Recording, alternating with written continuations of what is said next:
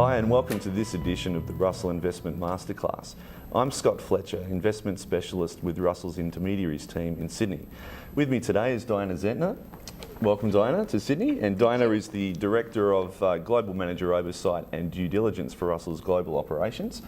Diana, we've focused a bit on market risk and investment risk and so on, but obviously compliance and due diligence is just as important, if not more so, when markets are under stress. Can you give us a feel for the scope and extent of your role? Yeah, we cover compliance and operations due diligence on more than 230 managers globally. That's across 60 different markets around the world. Our focus, like I said, is the compliance and operations, which means the non-investment due diligence. So we've got traditional investment manager research, which looks at the alpha proposition of a manager, where my team is focused on the non-investment proposition of managers. Right. And during the GFC, we obviously had a lot of market volatility and so on, and things like due diligence and manager compliance were often put on the back burner. What lessons do you think were learned during that period, and what sort of issues came to the fore?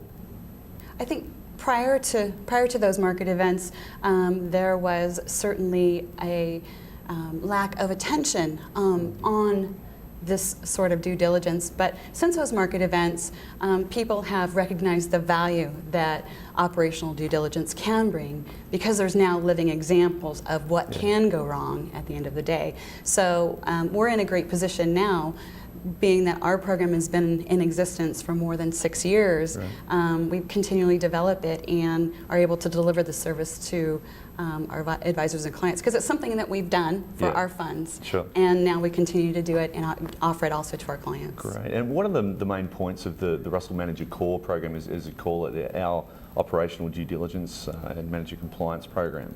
Well, you know, the program is very proactive, very transparent, and it's so comprehensive that we're looking at a manager's business risks, the compliance, their operations, everything from their trading process all the way through the end processes of performance calculations and their business infrastructure and business continuity aspects of it. Sure.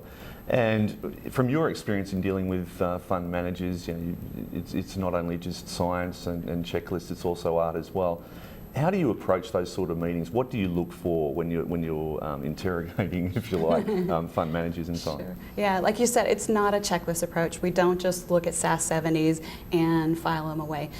We go beyond that. Not only will we look at an internal controls report like a SAS 70, but we'll go beyond that, look at their internal policies and procedures, look at their control structures and how their infrastructure is set up.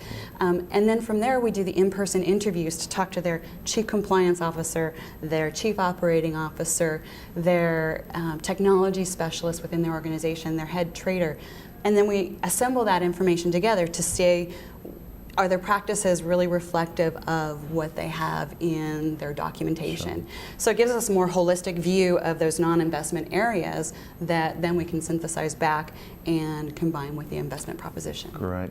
And a lot of advisors and even dealer groups would be watching this webcast. They don't have obviously the resources and scope that a global operation like Russell does. What should they look for in a third-party provider of compliance services?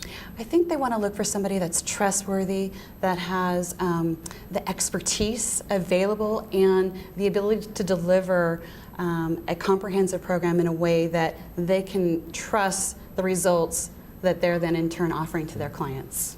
Do you have any examples from where your team have gone in to uncover some issues around due diligence?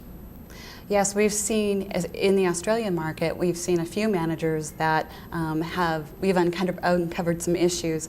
One example is a manager who hired inexperienced staff to run their compliance program. And so as we went in to do our on-site review, we uncovered this information and made recommendations to that manager to train their staff to be more compliance oriented, as well as in the interim period while that person was getting the compliance training, to bring in a consultant to support them along the way. Right. If they hadn't have done that, certainly there would have been some regulatory risks in misfiling paperwork or communicating appropriately with the regulators in the marketplace. Sure. There was another example where the manager had not been doing proper oversight of their vendors. And so as a result, client data was not secure. So as a result, again, we made a proactive recommendation with that manager to secure their information, to do better oversight of their vendor to make sure that that information was protected. Right. In the end, right, both managers made improvements, and then it improved the client's comfort with those managers. Great. Thank you, Diana, and thank you for watching. We look forward to seeing you at our next Russell Investment Masterclass.